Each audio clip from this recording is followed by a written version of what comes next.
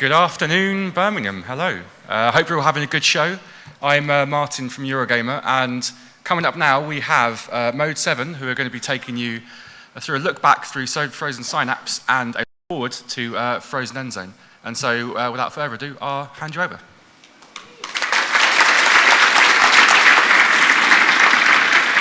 Well, here we are.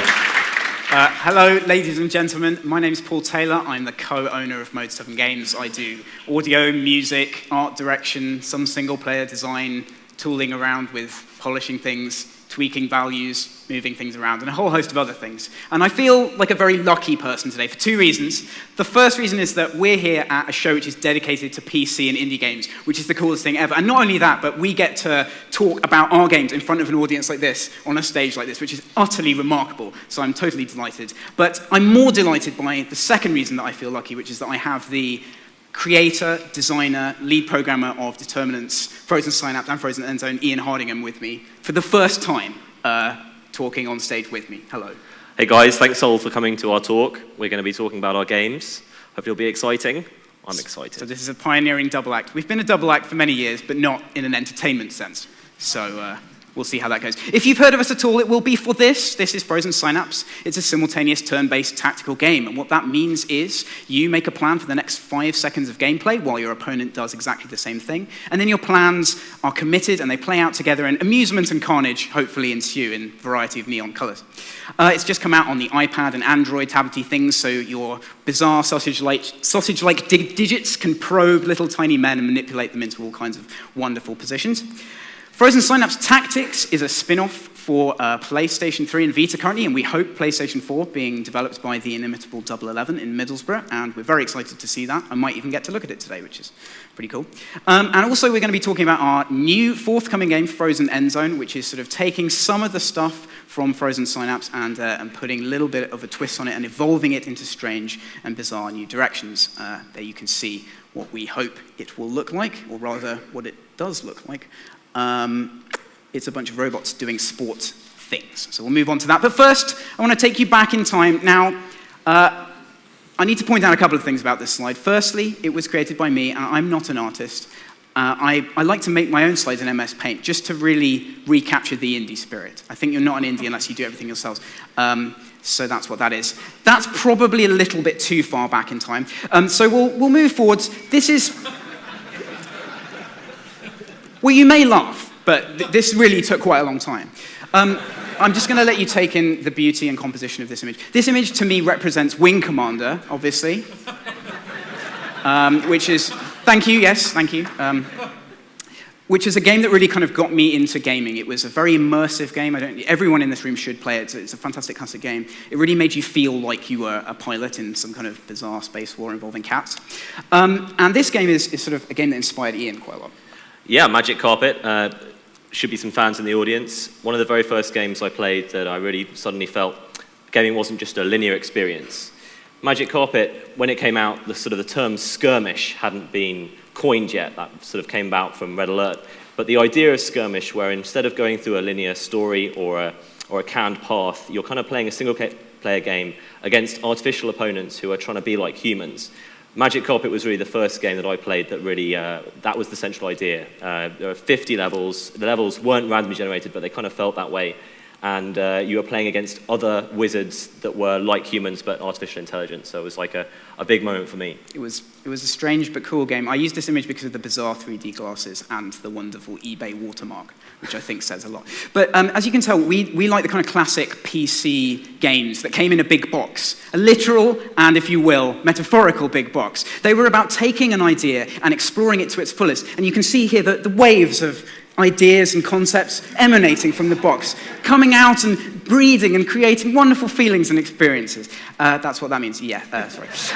So that's a little bit about sort of our spiritual inspiration to make games. And this is a more practical thing. Ian, why don't you tell everyone what this is? So when I was at university, I played more Tribes 2 than anything else. I used to love getting up at 11, getting some McDonald's, and then watching Neighbours and Diagnosis Murder while playing Tribes 2. And what really annoyed me is that when I wasn't playing Tribes 2, I wanted to have Tribes 2 on. I wanted to sort of have it on in the background, a bit like an e-sport.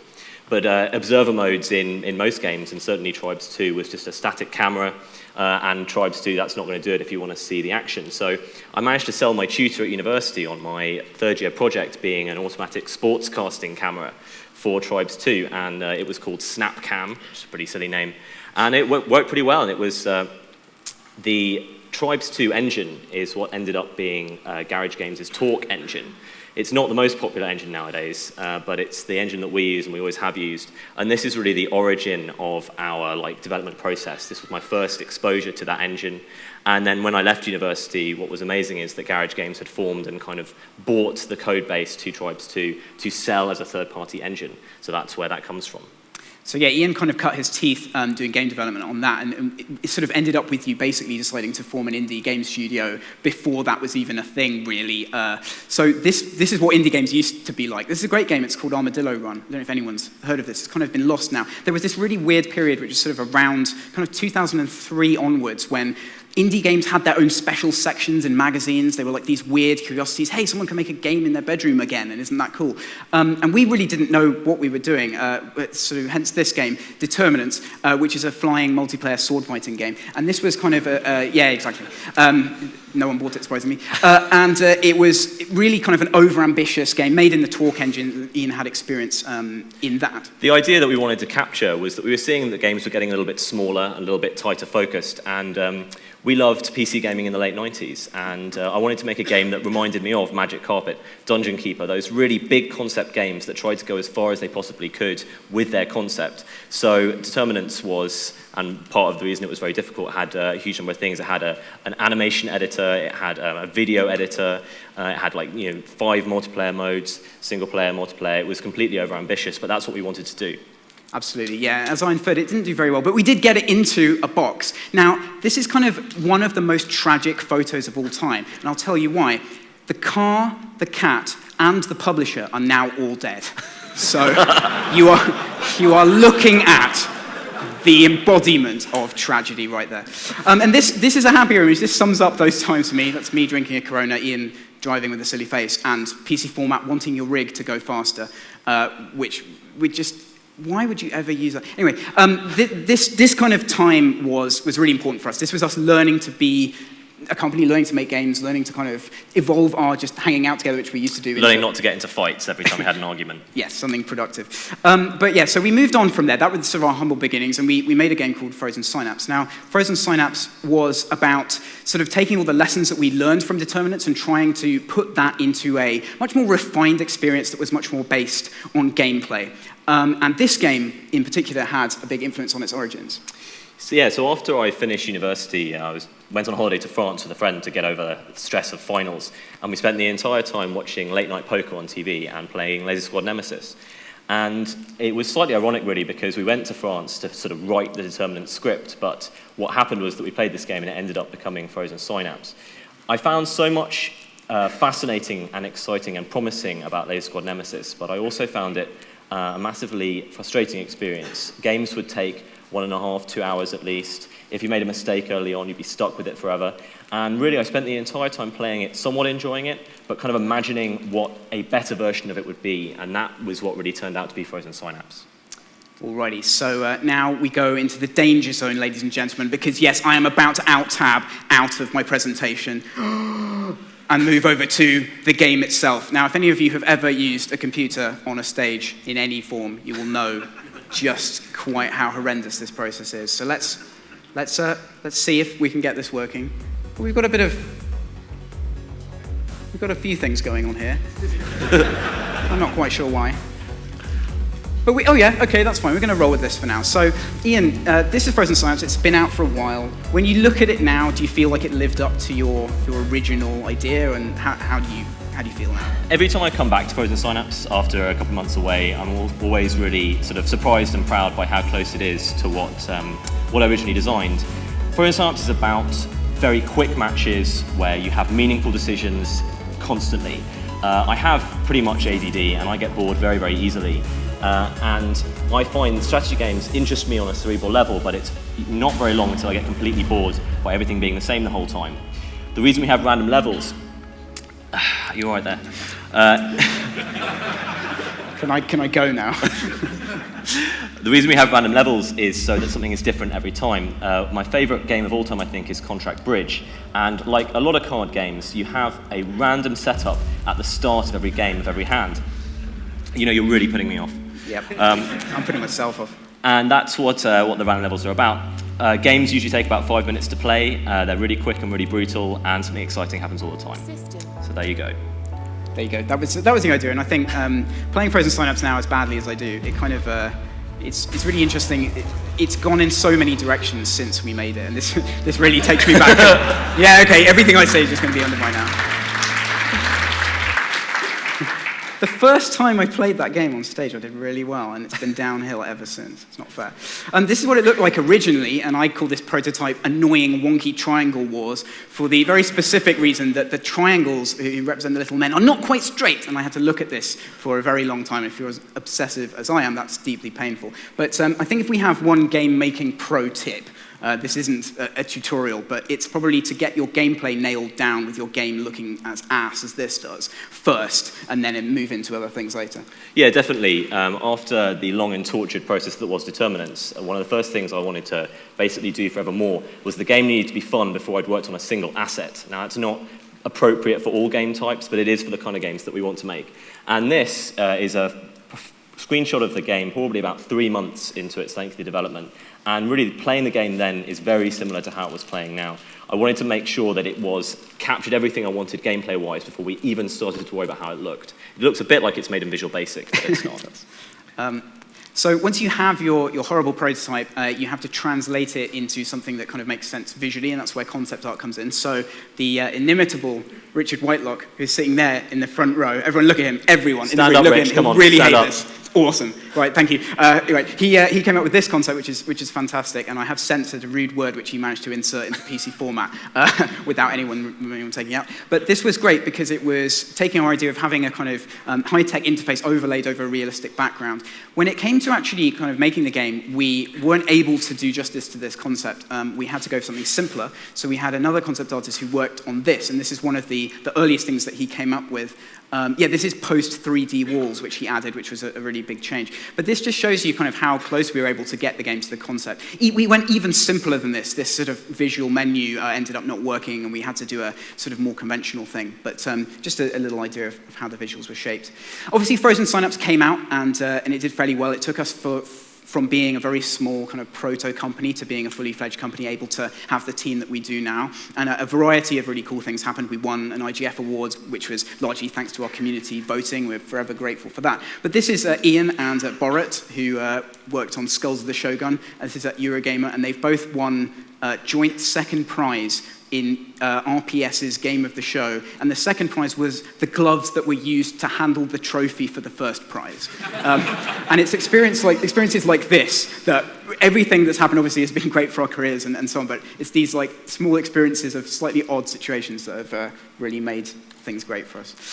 So that's Frozen Synapse, and now I want to talk a little bit about Frozen Endzone and where we're taking things after the success of Frozen Synapse. So as I mentioned, Frozen Endzone is an evolution of a few things, and this is one of those things.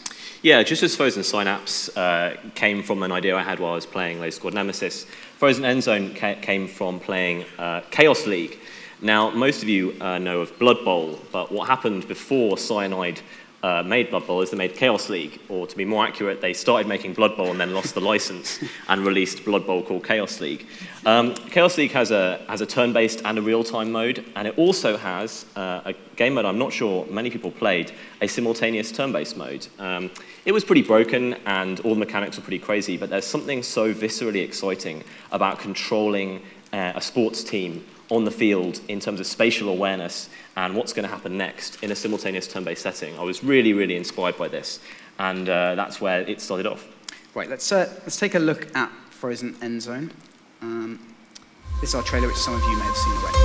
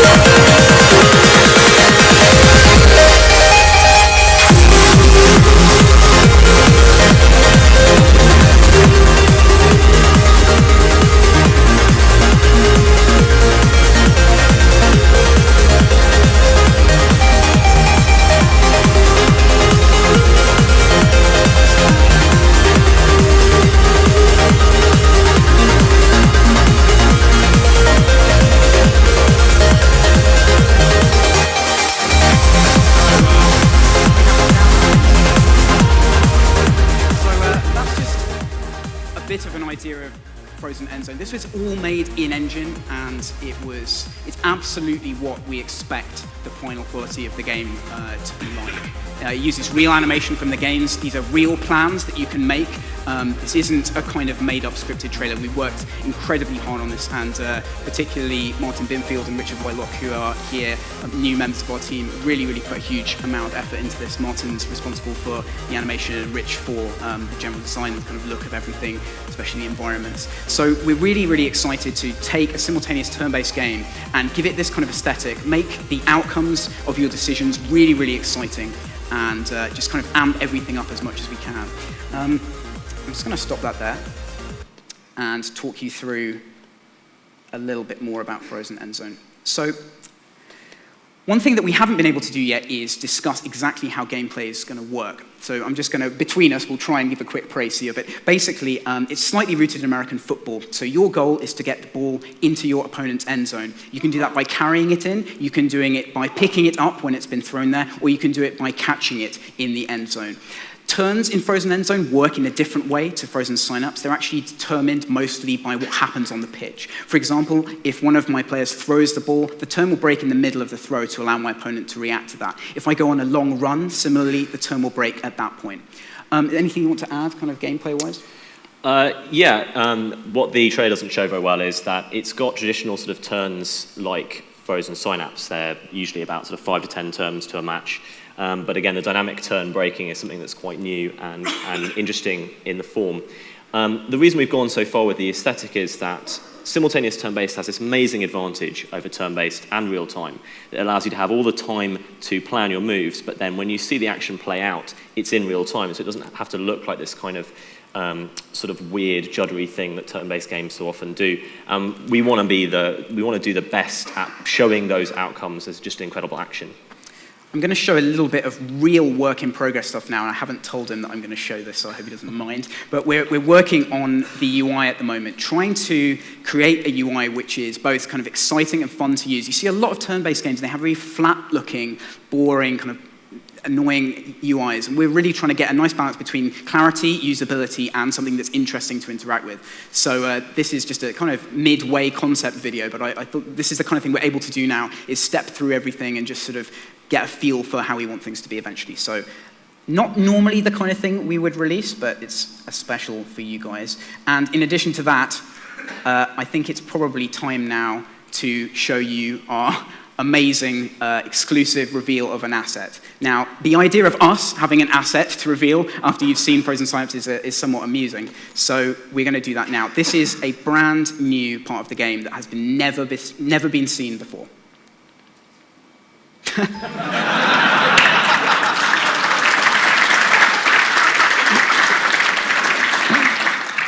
That's the most undermining thing in the world.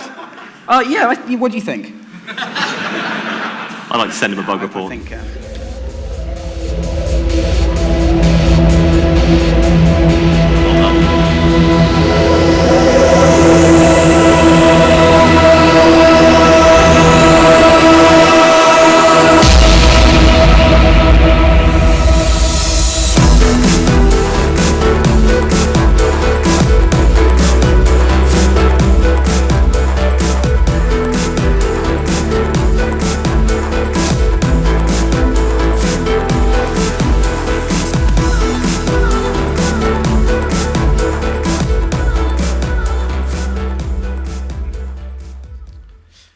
very quick look at the brand new stadium. We do have a screenshot here that I can show.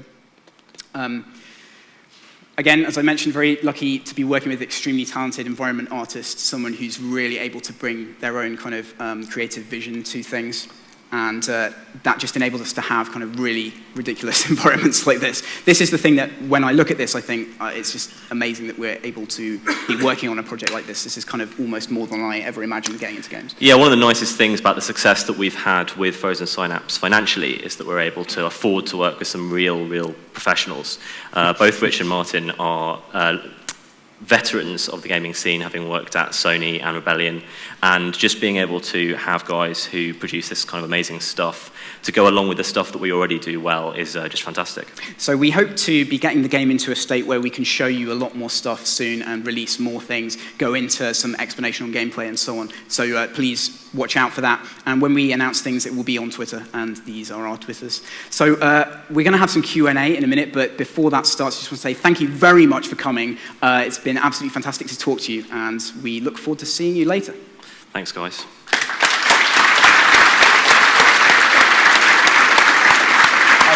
Thank you very, very much for that. That was absolutely incredible.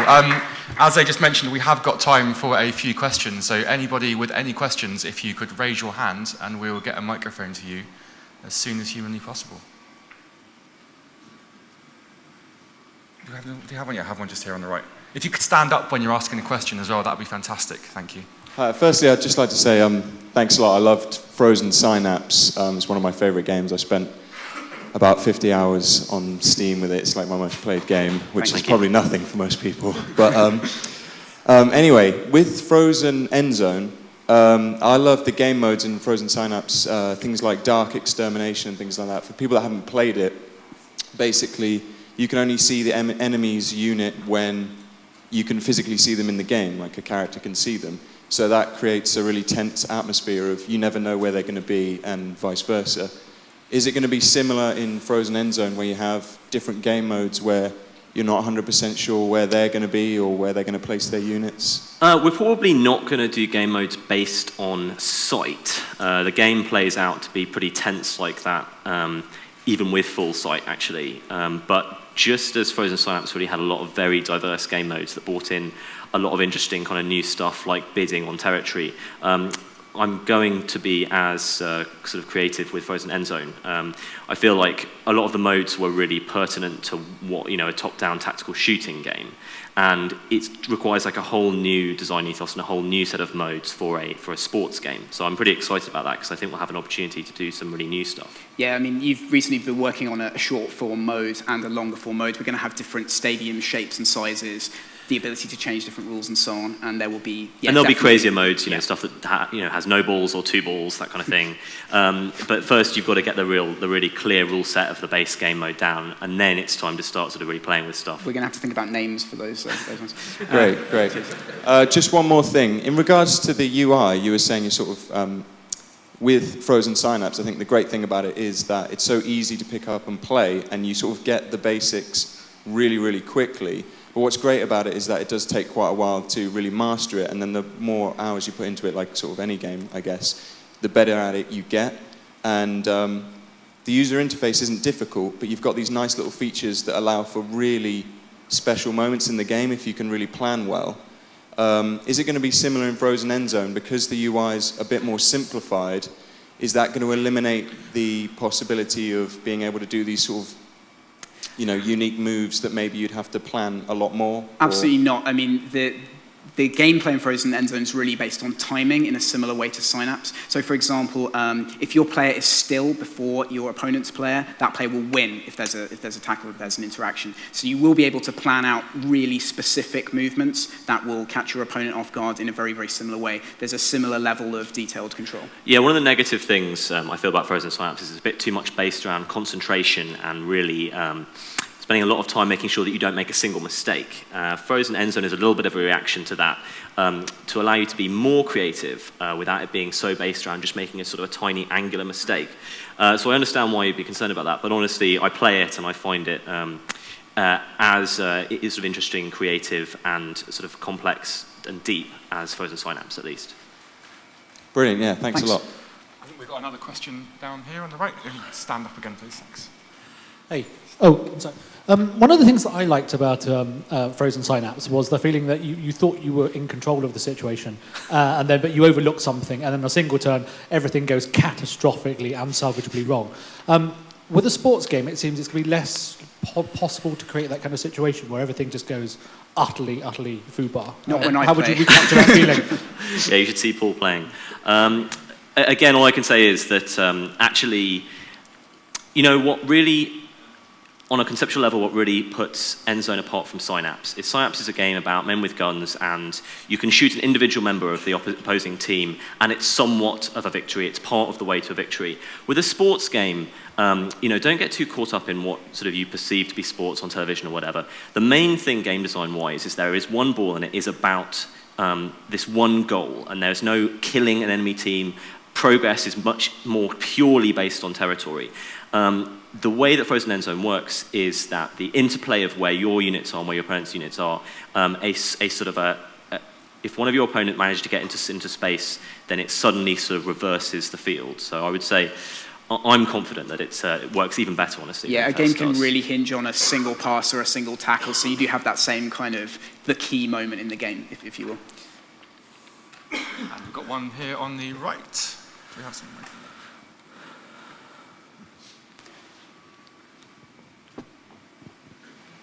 If you could stand up, that'd be great. Thanks. Hi. First off, thanks for Frozen Synapse. I've spent a bit of time with it. Probably spent 10 times that much time with the soundtrack. So. Oh, wow. Cheers.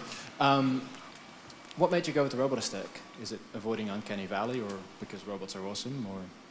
Sorry, can you say robots? Again? Why are we using robots? Oh, right. It was just Ian told me about this game in the following way. He invited me to kind of come into his office, which is always terrifying, and he said, I know what the next game is. And he drew this sort of sketch of Frozen Endzone on a piece of paper, just top down. He said, these are robots playing football in a warehouse. So it kind of came fully fledged out of his brain. And we started to think about the kind of customizable characters that we could do, the kind of animation stuff we could do. And we just thought it's just a sort of interesting way to do a futuristic sports game. There have been some kind of overlaps between robots and turn-based stuff in the past, so I kind of like that synergy. And yeah, I mean, there are a couple of aspects at play. I mean, yeah, the customization is a big thing. Also, we want to not look too much like a normal sports game. Yeah. Probably the most predominantly negative feedback we have is that people don't like sports, so are they going to like our game? So I think if we had people that look like David Beckham, it would be even worse. That's DLC. And also, future sport is a really, really awesome genre, which I think hasn't been done enough recently, and we really like to have like the definitive future sport game for a while. And finally, and on a kind of a weirder thing, which a lot of people won't necessarily connect with, we want to have it really violent and really visceral. But I also want this to be a game that people can play with their families, and that sort of, kids and their parents can play together. I don't mean like sort of 5-year-old kids, maybe 12-year-old kids. You can sidestep the problem with violence instantly by having them being robots. If you have humans doing these horrible moves to each other, it just has this sort of nasty taste to it. So. I've got one more question at the back over there. Thank you. Hi. I'm just wondering, when you're developing a game in this vein, which has quite a leaning towards an American-themed game, to what extent do you identify your target market and do research to size that market to understand the ultimate ROI, return on investment? I think that, well, firstly, a lot of people do underestimate the crossover appeal of American football in particular, which has an enormous following, certainly in this country, many millions, and across Europe as well. But secondly, I think that the football angle on this game is only one particular angle. If you look at something like Blood Bowl or Chaos League, I think a lot of people who are fans of that game might not necessarily be football fans or sports game fans at all. They're actually coming to that much more from the tactical game angle. So with this, although certainly I think some people will balk at the sort of sports idea, we hope to really win them round with the tactical gameplay. And I really feel confident of that, certainly with the success and popularity of things like Blood Bowl. Yeah, and I mean, we are indies, and part of the stuff that we get to do because we can self-fund is stuff that a lot of people might think is questionable in terms of audience. So yeah, I really think that the audience is particularly open to slightly more unusual concepts. So we'll see if we're right. I think we've got time for one more question, if anybody. Got one on the right over here.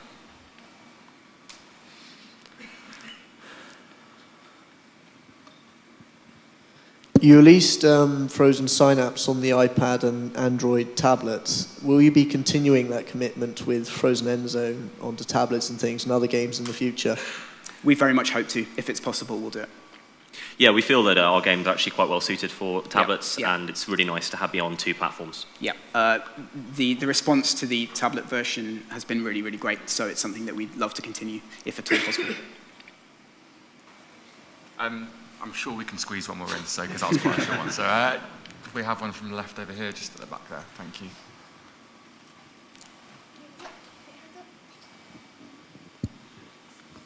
Hi, I'm a big fan of the team development element of the Blood Bowl games.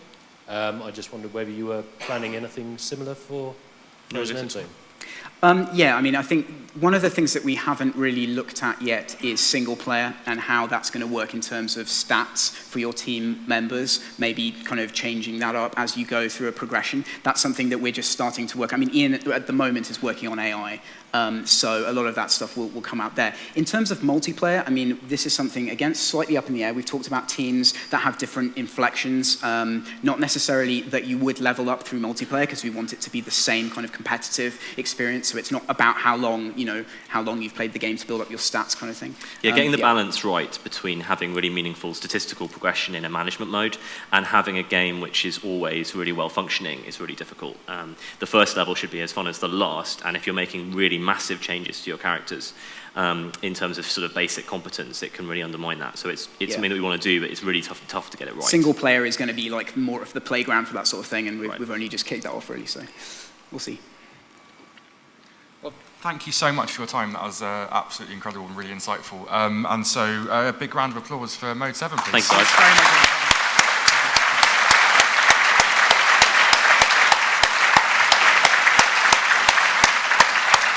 And hopefully we'll see you back here in about 20 minutes for Dreamfall Chapters. Thank you very much. Do come and say hello outside if you like. We're around.